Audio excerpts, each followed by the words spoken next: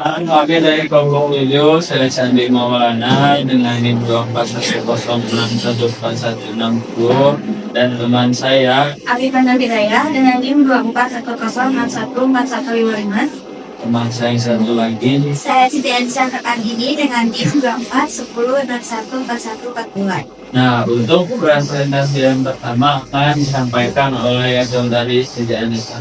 Baik, di sini saya akan menjelaskan dari judulnya, yaitu Analisis Sentimen Kebijakan Persampahan Kota Tasikmalaya berbasis NLP dan Algoritmik AI. Dengan tujuannya yaitu transformasi opini publik digital menjadi rekomendasi kebijakan yang tepat sasaran. Nah, jadi bukan hanya data saja, tapi kapasitas untuk membuat kebijakan, tim riset, dan pemangku kepentingan lokal. Selanjutnya ada latar belakang tentang tantangan penanganan sampah di Tasikmalaya. Poin utamanya yaitu penanganan sampah di Tasikmalaya yang masih belum konsisten. Contohnya, tumpukan sampah yang pasca lebaran mendapat banyak sekali perhatian publik. Sekarang masalahnya adalah insiden penumpukan yang terjadi berulang kali, distribusi infrastruktur pengelolaan sampah. Faktanya, penambangan sampah akan ada program kasih nama untuk mendorong bank sampah. Kontribusi terkini tercatat sebesar 17% dari total aliran sampah yang dikelola. Selanjutnya di sini ada isu krusialnya, yaitu kesenjangan infrastruktur. Belum ada banyak bank sampah yang terusak, meskipun detail engineering desainnya sudah tersedia. Estimasi anggaran melebihi dari 1 miliar menjadi hambatan keputusan. Selanjutnya di sini ada problem statement, yaitu kesenjangan kebijakan, loyalitas, dan opini. Sering terjadi celah antara rencana kebijakan program, desain engineering detail, dan pengalaman warga yang terlihat di lapangan serta persamaan publik di media sosial. Nah, untuk problem data publik dan implementasi yaitu sering kali terjadi opini warga sering mengungkap lokasi dan frekuensi kejadian yang tidak tercatat secara resmi. Selanjutnya, problem statement dari keputusan tanpa kompas real time, yaitu pembuat kebijakan kekurangan umpan balik, terungkul untuk menetapkan prioritas penanganan cepat. Pembahasan selanjutnya akan dibawakan oleh Abu Bakar. Selanjutnya di sini saya akan menjelaskan mengenai konsep dasar atau NLP. NLP memungkinkan komputer memahami dan mengolah bahasa lansia dari teks dan suara untuk mengekstrak informasi yang berguna bagi pengambilan kebijakan. Di sini ada beberapa metode dari NLP. Yang pertama ada sentiment analysis, yaitu mengklasifikasi opini menjadi positif, negatif, netral untuk memetakan sampai harga. Selanjutnya ada geolokasi temuan, yaitu ekstraksi lokasi dan kepentingan untuk mendeteksi hotspot pembuangan sampah. Dan yang terakhir ada deteksi tren, yaitu untuk memantau evolusi opini seputar program, sertifikasi nyaman, dan edukasi bank sampah. Selanjutnya yaitu ada konsep dasar agentic AI. Agentic AI adalah agen yang dapat bertindak otomatis, mengumpulkan data, mengeksekusi analisis, dan menyusun rekomendasi awal tanpa intervensi manual dan terus-menerus.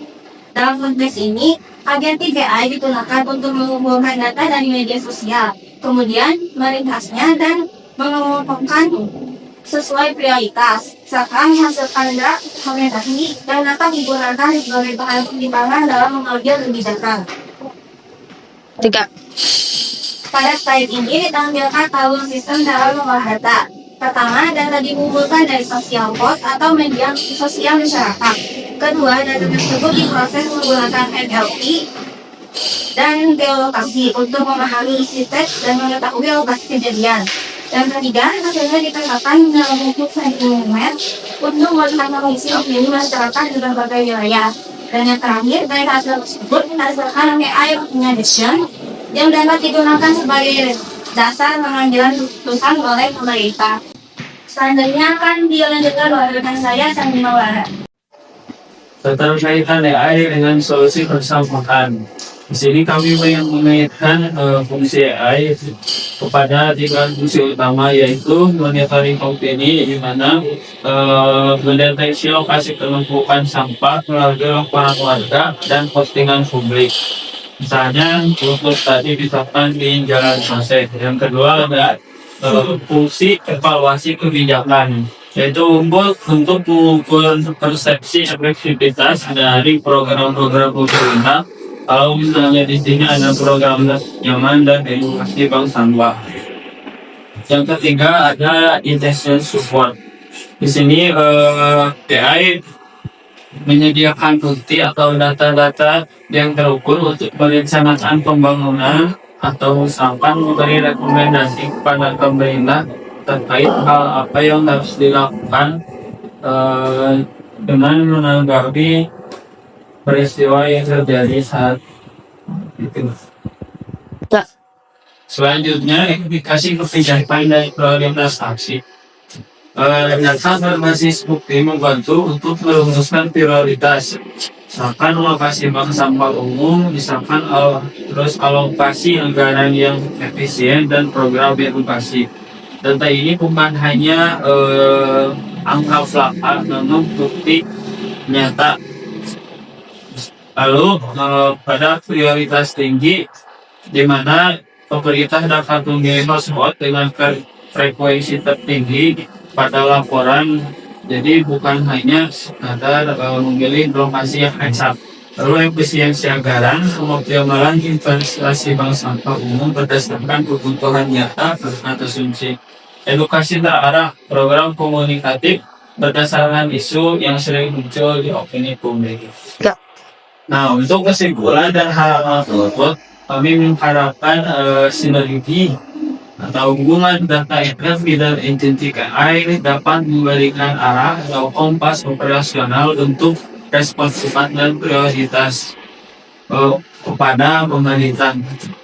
Yang kedua ada rekomendasi berbasis bukti yang mempercepat keputusan pembangunan program atau misalkan pembangunan bank sampah untuk desa Taman Sari. Yang ketiga adalah monitoring berkelanjutan untuk meningkatkan akuntabilitas dan responsivitas pemerintah terhadap keluhan warga. Nah, hasil yang disajikan menekankan bukti lapangan dan opini publik sebagai dasar alokasi sumber daya.